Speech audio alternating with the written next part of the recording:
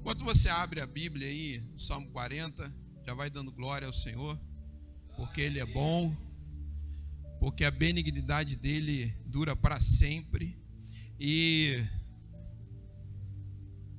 eu não sei você que já teve a oportunidade de transmitir a palavra de Deus, mas eu tenho, como todos, eu acho, a maioria, se você não se sentir assim, tem alguma coisa errada.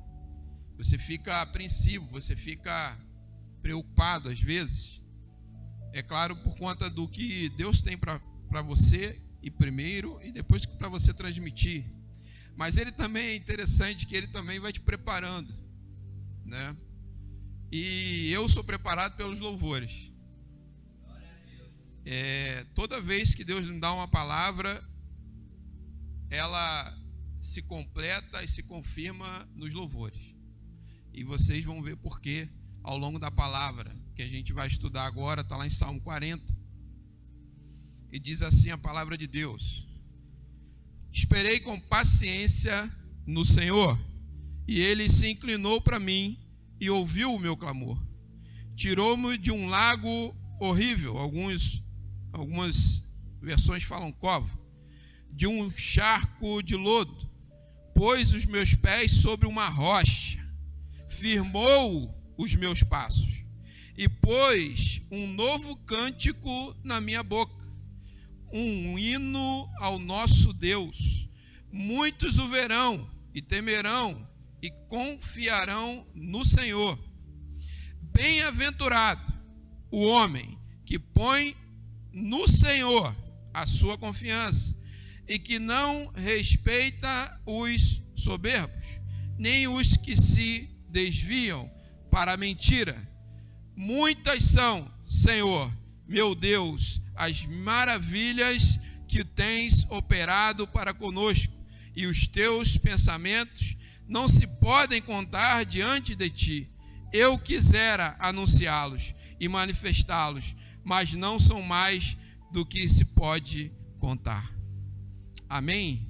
Senhor Deus, nosso Pai, estamos aqui, Senhor, agradecidos pela oportunidade de aprender um pouco mais da sua palavra, Senhor. Aqui está o seu servo, que o Senhor possa me usar, que nada saia de mim, meu Deus, que o Senhor possa usar a minha boca, usar o meu pensamento, usar tudo aquilo que o Senhor já colocou no meu coração, para que eu possa transmitir aos meus irmãos e causar a transformação desejada pelo Senhor. Amém?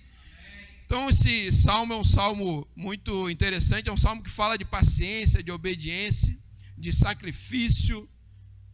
É um salmo que praticamente, como todos os salmos, é uma oração.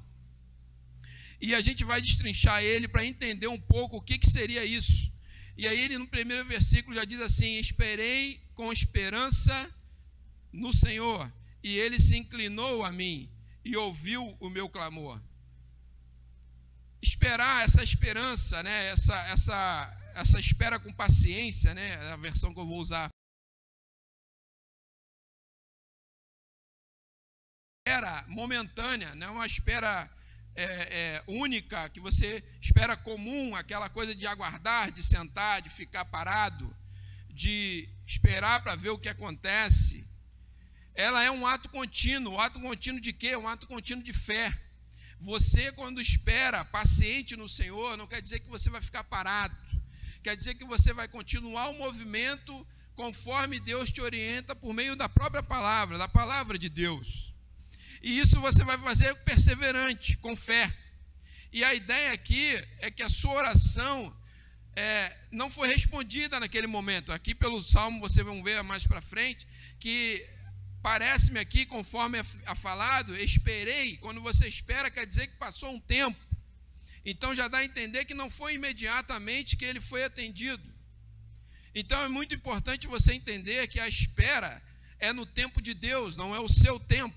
Por isso exige a perseverança, exige a fé, exige que você fique firme em oração, porque ele mesmo nessa passagem, ele fala assim: e ele se inclinou, isto é, ele ouviu, ele parou, ele respondeu, ele não somente se virou, como você se vira quando alguém chama a sua atenção, mas ele parou e se inclinou, ele se curvou, ele parou e olhou, ele veio e parou um tempo, se preocupou, viu que você estava ali aflito. E esse é o nosso Deus. Ele é um Deus que ele está atento a tudo e a tudo que a gente faz e a todos. Então ele está em todo momento, em todo lugar, mas ele quer de nós exatamente essa atitude de perseverança, essa atitude de fé, essa atitude que traz a verdadeira paciência, a esperança. E aí, dando continuidade, diz assim a palavra, né? Quando ele fala, inclinou para mim, genuinamente nós, quando esperamos no Senhor, nós mexemos com Deus, porque nesse momento nós estamos orando, e por meio da oração, da genuína oração, é que nós vamos mexer com Deus. Ela sobe como um cheiro suave, então ela toca no Senhor. E o apóstolo Paulo fala assim, o Senhor conhece os seus. Então, quando nós percebemos que Jesus Cristo nos redimiu dos pecados por meio do seu sangue, nós, pela fé, entendemos que Deus está no controle. E se Ele está no controle, nós não podemos ficar aflitos. A ansiedade, irmãos, tem matado muitas pessoas, matado muitos sonhos. Nós estamos nessa era da tecnologia, na era da informação rápida, na era da informação de qualquer maneira, chamada fake news, antigamente chamava-se de mentira, e é uma mentira, né? Quando você diz uma coisa que não é aquela coisa, e muitas pessoas estão nesse afã de melhorar de vida, de correr atrás, etc., mas não entende que as coisas são no tempo de Deus. Ele que tem o plano para nós, e quando nós estamos diligentes, esperando com paciência, Ele vai revelando esse plano que Ele tem para nós. Então, quando a Bíblia diz que Deus conhece os seus, significa simplesmente que Ele está atento, que realmente o sentido é esse. Ele conhece plenamente todas as coisas. E nesse mesmo versículo diz assim, Ele ouviu o meu clamor. O clamor é um grito, é uma forma um pouco até, às vezes, né, aquele crente mais afoito, desesperada. É um grito de súplica que nós fazemos para chamar a atenção de Deus. E Ele ouviu o clamor. Ele viu que você estava aflito, Ele vê que você está aflito. Não fique preocupado. Deus, Ele entende e vê o que você está passando. E tudo isso que você está passando tem um motivo e tem um propósito. O propósito de glorificar o nome dEle. Ontem, se eu não me engano, faleceu uma irmã muito querida de muitos de nós.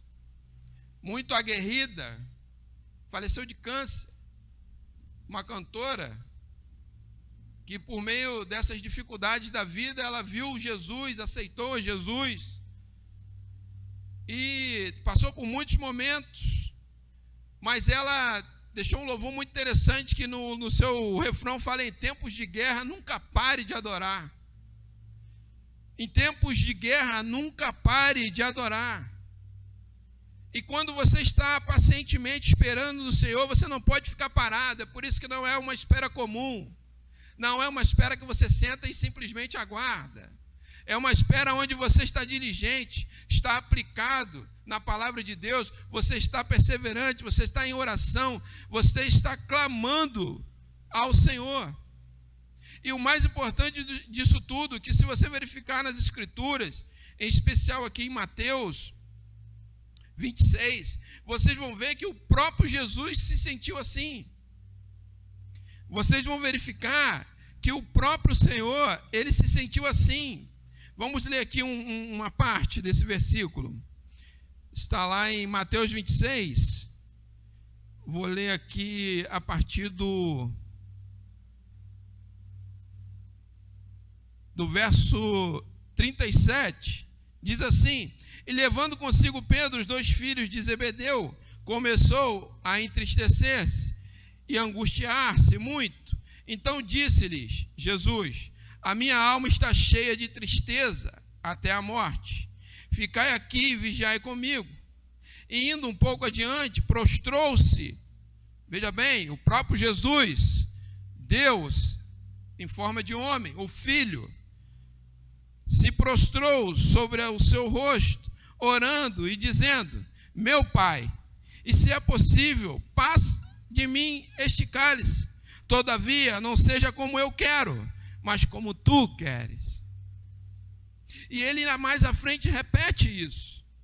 Então verificamos aqui que o próprio Jesus estava aflito, estava preocupado, mas ele também reconheceu e pacientemente, por meio desse clamor e dessa oração, ele reconheceu que ele não era nada naquele momento. Ele estava ali cumprindo um propósito do Pai. Então ele disse para o Pai que não seja da minha forma, mas sim da sua forma, do jeito que o Senhor deseja. E é importante você entender isso, porque se você não entender isso, você não vai conseguir seguir em frente. Você não vai conseguir passar desse nível. Você não vai conseguir aquele objetivo que o próprio Deus colocou no seu coração. Porque não se engane, tudo aquilo que vem ao seu coração, principalmente, que corrobora com algumas coisas à sua volta, com alguma coisa que você lê, com uma palavra que você lê, isso tudo é Deus confirmando no seu coração o propósito dele para você. E é importante você entender e fazer essa pergunta. Há muito tempo eu faço essa pergunta, agora é lógico, aprendendo e aprendi um pouco mais, eu faço mais ainda. Antes de fazer as coisas, eu procuro saber e entender o que Jesus faria. Eu pergunto, vou lá nas parábolas que ele deixou, vou lá nos salmos, nos provérbios, para ver o que Jesus faria. Principalmente em decisões muito importantes, decisões que vão envolver outras pessoas, decisões que todos nós temos de vida. E é importante que pacientemente, esperando no Senhor, nós vamos conquistar tudo aquilo que Ele tem para nós. Por que isso é uma certeza? No verso 2 diz assim: Ele me tirou, nessa versão, de uma cova de tormento, de um lamaceiro de barro, e pôs os meus pés sobre uma rocha. Ele firmou os meus passos. Isso aqui é a palavra do próprio Deus. Então aqui está a certeza de que esse momento que você está passando de angústia, de lamaçal, de lodo, onde você não consegue se movimentar, aqui nós vamos destrinchar um pouco mais esse versículo para entender um pouco do que seria esse lugar, essa cova, não é um simples buraco. Ele já deixa claro aqui, ele tirou você, ele vai tirar você, desde que você entenda e pacientemente, com fé, com perseverança, crendo no Redentor Jesus Cristo, espere. E aqui ele me tirou de uma cova de tormento. Essa cova, para alguns estudiosos, não é uma simples cova, é um poço. É um poço onde no fundo só tem lama. Esse significado de poço, de cisterna, de prisão, estão em várias passagens na Bíblia, principalmente em Salmos. É como se fosse uma masmorra, um túmulo, uma prisão. Quantos de nós não estamos aprisionados por alguma coisa, principalmente pensamentos, principalmente coisas do dia a dia que nos tiram a fé, a paciência, nos tiram do caminho, coisas do mundo. Irmãos, a Bíblia é um manual de fé e prática. Aleluia. Ela nos diz que teremos aflições, mas também ela diz que é para termos bom ânimo. Aqui nessa palavra ele diz que vai tirar você desse lugar. Então tenha fé, persevere, espere no Senhor. E o título inclusive dessa palavra, eu não falei, é quem espera no Senhor. E para você sair desse charco, desse lodo, você tem que esperar no Senhor. Como eu falei para alguns estudiosos, né, o significado desse lugar é um lugar de tormento, é um túmulo, onde as águas se movimentam, onde tem lamaçal, onde você fica preso. Mas ele diz que vai te tirar desse lugar. Ele te dá essa certeza por meio da sua palavra. Ele vai te tirar desse lago de miséria, desse lago de tormento, desse problema que você tem, ele vai te tirar. A única condição que ele coloca é que você seja paciente, diligente, que tenha fé, que creia e aceite Jesus Cristo como o único e suficiente Salvador. Porque mesmo que essa caverna, esse buraco seja profundo e horrível, ele vai te colocar numa rocha. Ele vai te tirar e vai firmar os seus passos. Ele vai te guiar. Ele vai permitir que você, mesmo nesse lugar de tormento, encontre um caminho de firmeza, um caminho de esperança. Ele vai fazer com que você, inclusive se você se dedicar mais ainda à palavra, por meio dela, ele vai dizer para você todo o passo a passo para você sair desse buraco, desse caminho. Porque não há caminho profundo ou dificuldade que o próprio Senhor não possa te tirar, não há. Não há nenhum tormento, não há nada que nós passamos nessa terra que nós não possamos suportar, diz a palavra de Deus. E ele deixa claro nessa palavra que quando nós estamos pacientes, diligentes, com fé, com sabedoria, obedecendo, nós vamos ser retirados desse charco, vamos ser colocados na rocha, que eu entendo que é Cristo Jesus, e por meio da palavra dele, vai guiar os nossos passos, vai traçar o nosso caminho, vai mostrar o caminho certo. Então creia nesse Jesus Cristo, o Redentor, aceite-o como suficiente Salvador, para que você possa, com tranquilidade, passar por todos esses problemas, porque vão existir, irmãos, não se engane, em especial nós que servimos ao Senhor, em especial nós que entendemos esse Jesus como suficiente Salvador, nós somos a todo momento testados e provados, nós estamos a todo momento ao derredor sendo atacados pelo inimigo das nossas almas. Mas a própria palavra no verso 3 diz assim: e pôs em minha boca uma canção nova, um louvor para o nosso Deus. Como dizia aqui o nosso irmão presbítero Maia, tudo é para a glória de Deus. Muitos o verão e temerão e confiarão no Senhor. Então, quando ele põe um cântico novo, a ideia de cântico novo é que ele te renova, é que ele te traz algo novo. A liberação, aqui diz assim, a libertação foi tão marcante e foi um acréscimo às misericórdias anteriores, quer dizer, tudo aquilo que ele já vinha fazendo pelo povo, que uma nova expressão de agradecimento era apropriada. Então esse cântico novo é uma coisa nova, é um momento novo, é um momento onde você vai estar diferente, onde você vai glorificar diferente. Por quê? Porque você tem essa certeza, essa fé, aquela fé que os outros não entendem, te chamam de louco. Como assim, Ludmila, você está com câncer, vai morrer em 6 meses, diz o médico, e você continua louvando? Isso foi em 2018, irmãos. Ela faleceu ontem. Em tempos de guerra, nunca pare de adorar. Nunca pare de lutar. Nunca pare de cantar esse cântico novo. Por isso que é importante você glorificar e abrir a sua boca, porque você está expressando aquilo que está no seu coração para o próprio Deus, não é para o irmão do seu lado. Quando você vier ao culto, esqueça o irmão que está do seu lado. Ponha o seu alvo em Jesus, na palavra que ele vem trazer para você e na confirmação, porque Deus é um Deus de confirmação e afirmação.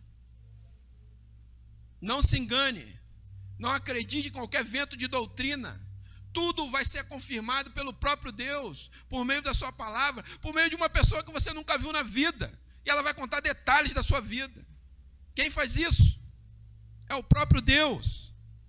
Mas ele faz isso para aqueles que entendem quem é ele, para aqueles que cantam esse cântico novo, para aqueles que se aplicam na palavra de Deus, na busca do entendimento do que o Jesus Cristo fez por nós.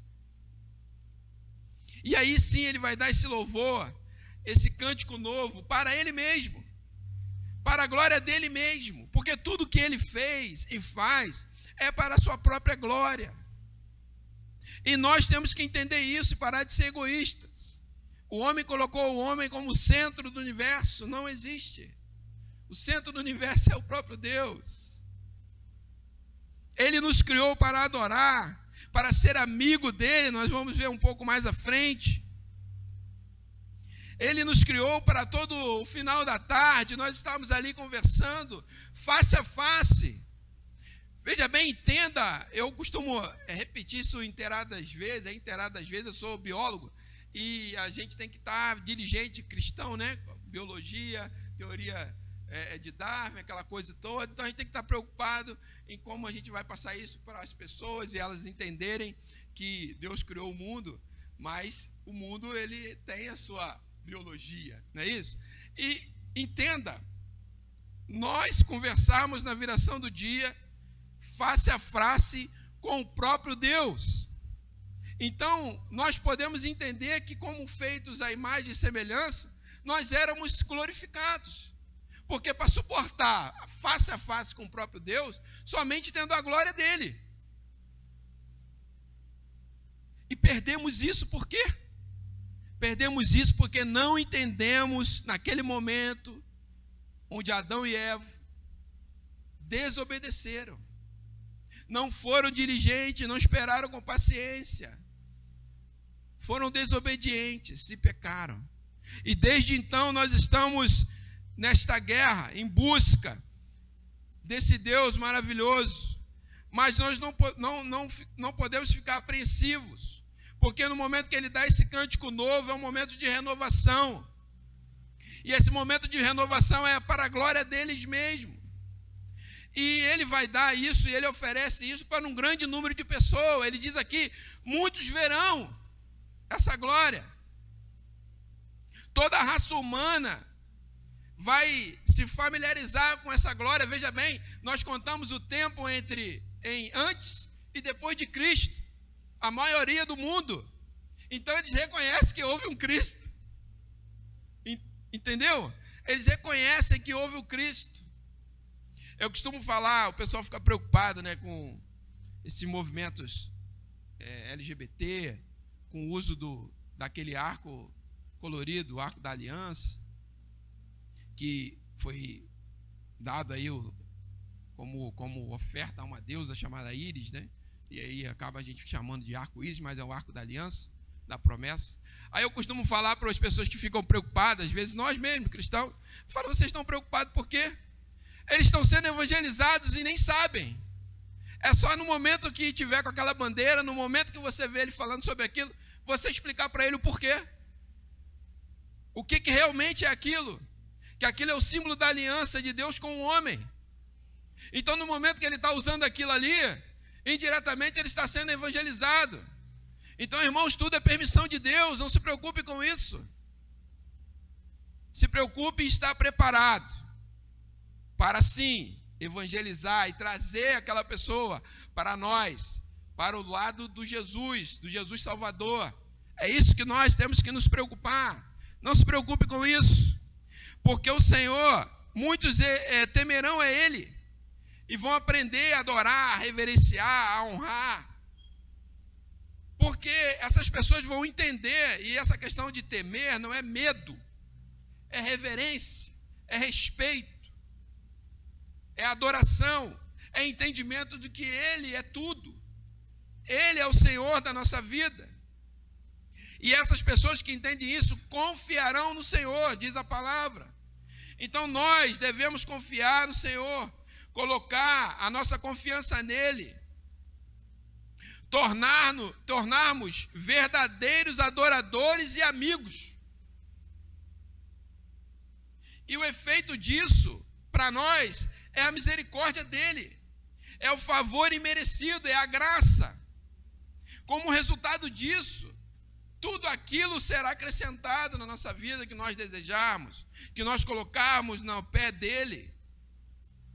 Porque até o mesmo o próprio Redentor, naquela sua tristeza momentânea, ele entendeu que o Senhor tinha um propósito. E ele disse bem claro: Senhor, faça da sua vontade. E no final ele ainda disse: Senhor, eles não sabem o que fazem, perdoe-os. Você é capaz disso, irmãos? Sendo crucificado, sendo apontado, sendo martirizado, de perdoar aqueles que estão fazendo isso? Isso não é para qualquer um, irmão. Isso é para aquele que é paciente, que entende no Senhor. Aquele que sabe que o Senhor se inclina quando ele clama. Aquele que confia, que teme. Porque a própria palavra diz que bem-aventurado é o homem que põe no Senhor a sua confiança. E não dá atenção para essas pessoas arrogantes, mentirosas, aos que caminham na direção da mentira. É a palavra dele que diz: nós vamos ser bem-aventurados, tudo aquilo que nós viermos a nos aventurar será bom, porque nós vamos entender que aquilo vem de Deus, porque aquilo vai trazer paz. Você pode me perguntar, né, como que eu vou entender, irmão, quando é de Deus? Quando aquilo te traz paz, quando aquilo não traz confusão, porque a própria palavra de Deus diz que ele não é Deus de confusão. Irmãos, se tem confusão, não é de Deus. É simples. Se houve discussão, discordância, dá um passo para trás, verifica o que está vendo, porque não é de Deus. Eu participei de um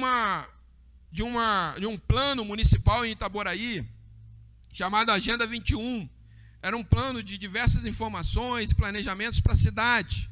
Nós reunimos muitas pessoas, mais de 1.500 instituições fizeram esse plano, um livro de planejamento para a cidade. E eu achei muito interessante que ali só entrava o que era consenso. Naquele plano só tem o que todo mundo concordou.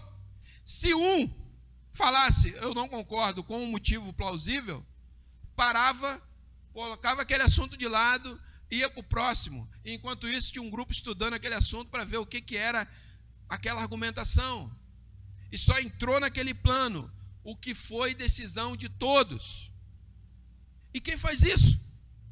Quem dá esse entendimento ao homem? Porque quando há consenso, quando há unanimidade, decisão de todos, há paz, há tranquilidade. Por isso que Deus diz que não é bom que o homem esteja só, não é bom que nós não congregamos, não viemos a congregar, não estejamos juntos. Por isso que ele diz que onde está 2 ou 3, então temos que estar em comunhão, temos que estar juntos. E para isso nós não podemos andar com essas pessoas arrogantes, mentirosas, pessoas que vão na direção contrária de Deus, pessoas que vão na direção do diabo, porque ele é o pai da mentira. E nós temos que entender isso. E para entender isso, até para a gente, além dessa questão que eu falei de entender que você tem paz quando aquilo é de Deus, eu vou aqui destrinchar 3 situações, 3 aspectos que vão nos ajudar a isso. O primeiro e mais importante dele é o seguinte: fazer a vontade de Deus significa crer em Jesus. Em João, capítulo 6, fala isso. Se não dermos esse primeiro passo em direção à vontade de Deus, não seremos salvos do julgamento. Mateus 7, 12. Se dermos o passo, viveremos para sempre. 1 João, capítulo 2. Então, primeiro nós temos que crer no Jesus Cristo Salvador, redentor, único e suficiente para a nossa vida. O segundo passo é afirmações claras. Há afirmações claras em toda a Bíblia que dizem que a vontade de Deus para todos os crentes inclui a santificação. Inclui o dar graças, 1 Tessalonicenses, o fazer o bem e o sofrer pela prática desse bem. É uma coisa estranha, né? Está lá em 1 Pedro 3,17. Mas até para fazer o bem é difícil, porque as pessoas desse mundo estão sempre pensando no interesse próprio, ou se há interesse. Ninguém está preparado nesse mundo para o bem de Jesus. E cabe a nós, aqueles que entendem, que estão pacientemente diligentes, que oram, que perseveram, que clamam, passar isso para as pessoas, por meio das atitudes. Então, quando nós procuramos a santificação, nós estamos mostrando esse Jesus. Quando nós estamos dando graça por tudo, estamos mostrando esse Jesus. Quando fazemos o bem, estamos mostrando esse Jesus. E quando sofremos por fazer esse bem, estamos mostrando esse Jesus misericordioso, que deu a sua própria vida por nós.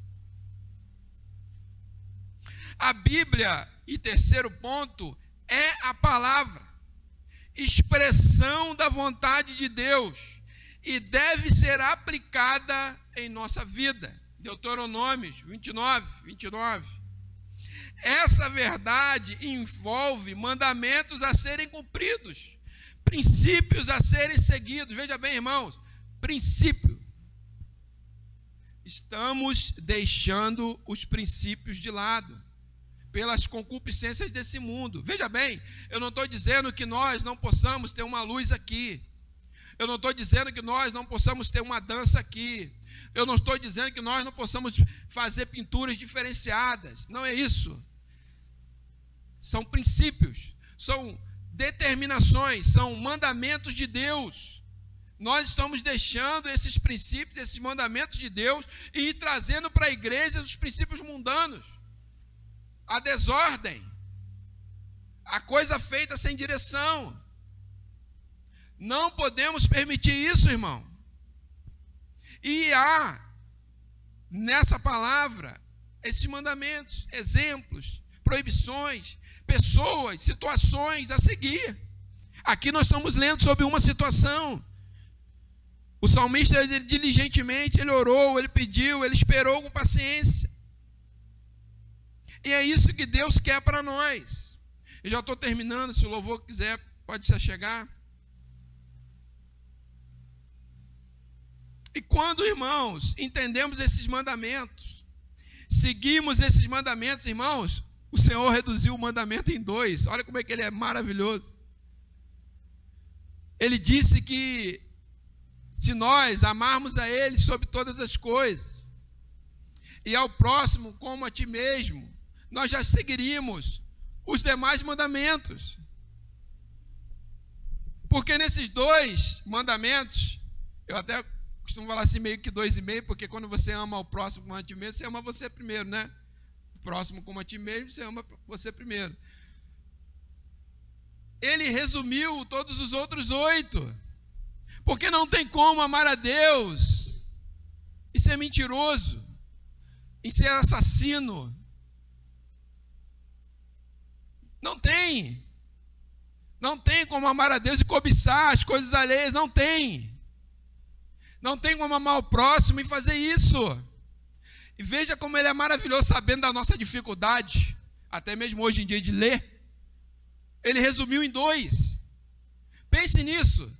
Seja simples nisso. Siga exatamente isso. E você vai conquistar a grande vitória de fé em fé, de glória em glória. E aí, diz assim em Colossenses 3:23: e tudo quanto fizerem, fazei-o de todo o coração, como ao Senhor, e não aos homens, sabendo que recebereis do Senhor o galardão da herança. porque a Cristo o Senhor servis. Irmãos, não se preocupem com o que o outro vai achar. Sirva a Deus. Não se preocupe o que o outro vai pensar. Glorifique e sirva a Deus. Porque quando nós fazemos isso de coração, o Senhor promete, Ele diz, Ele já fez diversas alianças, e Ele não é homem para mentir, que nós seremos glorificados naquele grande dia, que nós subiremos ao céu naquele grande dia, porque Tu, Senhor, meu Deus, multiplicaste para conosco Tuas maravilhas e Teus planos, e eles não podem ser contados em ordem diante de Ti, diz o verso 5, e se eu tentasse contá-los e falá-los, eles são muito mais do que incontáveis.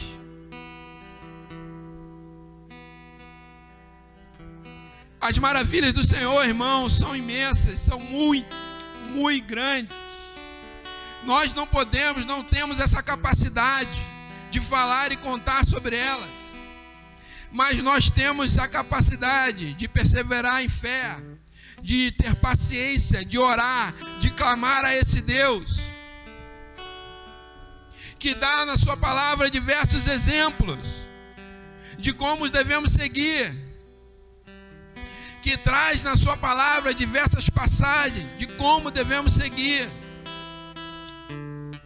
porque esse Deus é maravilhoso, Ele é conselheiro, Ele é galardoador, Ele nos dá um prêmio imerecido, um favor imerecido, que é a sua própria graça.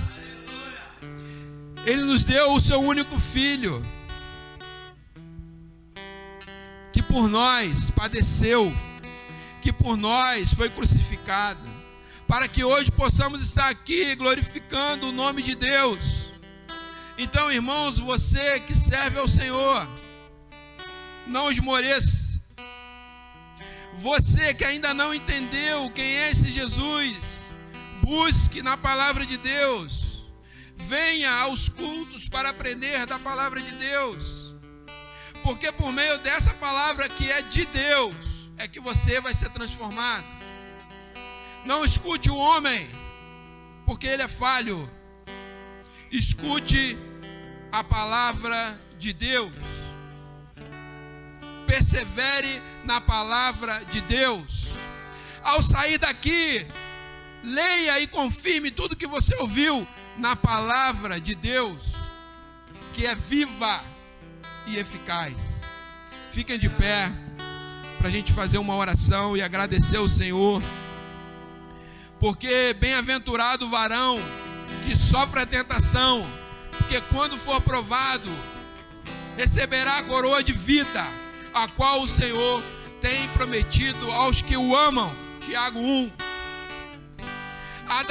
Andarei em todos o caminho que vos manda o Senhor, vosso Deus, para que vivais bem sucedido e prolongais os dias na terra que haveis de possuir. Deuteronômio nos dá essa orientação.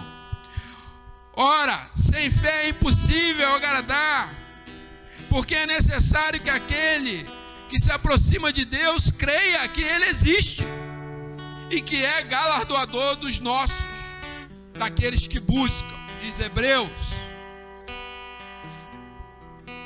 Buscai o bem e não o mal, para que vivais, e assim o Senhor, o Deus dos exércitos, estará convosco, como diz Amós.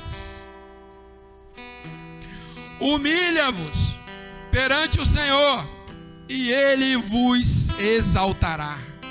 Quem crê diz um glória a Deus bem alto.